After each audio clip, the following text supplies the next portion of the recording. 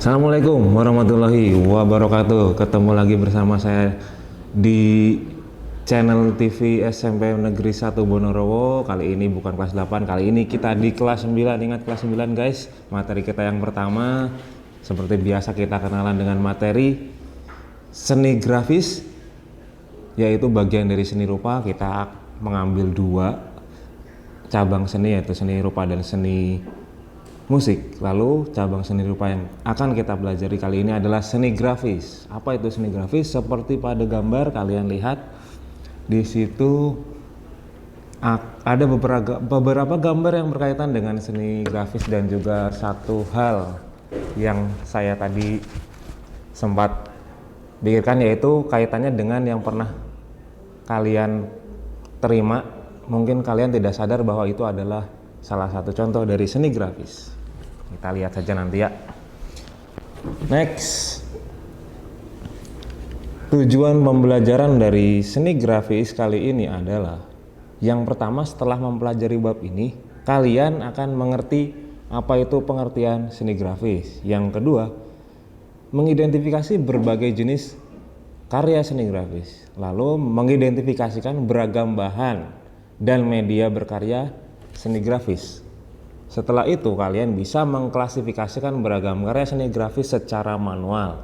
Dan yang terakhir, setelah memahami beberapa teorinya, kalian harus bisa membuat salah satu jenis karya seni grafis minimal yang paling sederhana, yang nanti kalian akan jadikan sebagai tugas.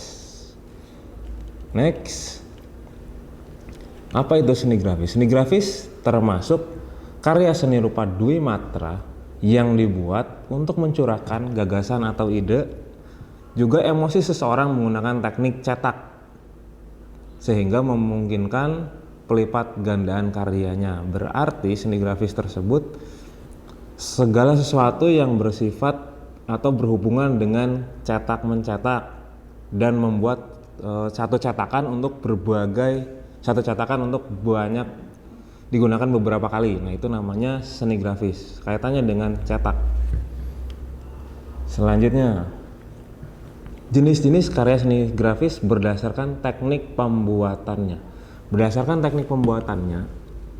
Lalu di situ ada, kalian lihat, cetak tinggi. Cetak tinggi adalah teknik pencetakan atau proses pencetakan dengan menggunakan bagian yang tinggi. Contohnya di stempel. Pada stempel itu dan ada bantalan tintanya, yang membuat cetakannya adalah si karetnya dibuat lebih tinggi daripada karetnya. Itu akan dibuat cetakan agar yang bagian yang lebih tinggi itu ditempelkan pada stempel, lalu dicapkan, sehingga gambar yang tercipta itu terbentuk dari bagian yang menonjol atau bagian yang tinggi, maka itu dinamakan cetak tinggi. Selanjutnya, ini cetak dalam. Yang kedua ada cetak dalam. Cetak dalam adalah kebalikannya dari cetak tinggi.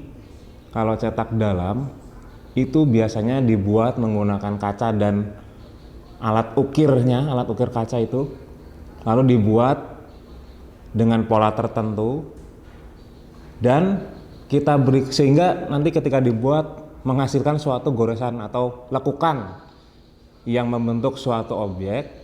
Lalu kita beri tinta.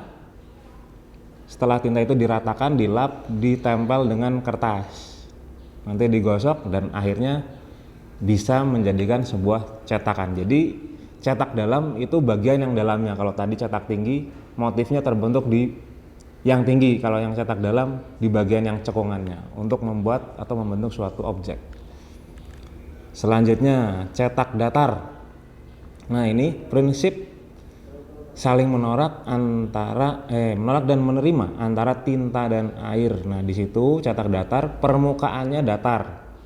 Beda dengan cetak tinggi dan cetak dalam. Kalau ini memiliki permukaan yang datar, sehingga di situ dipisahkan bagaimana supaya, kalau tadi kan memisahkannya gampang, antara cetak dalam cetak tinggi memang sudah terpisah di dalam motifnya, tapi ini dibuat pola dulu, lalu kita berikan tinta dan air agar tinta itu bersifat minyak.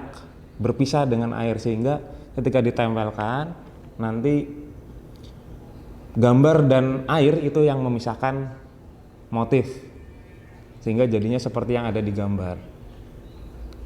Selanjutnya, cetak saring, yaitu salah satu teknik cetak yang menggunakan screen.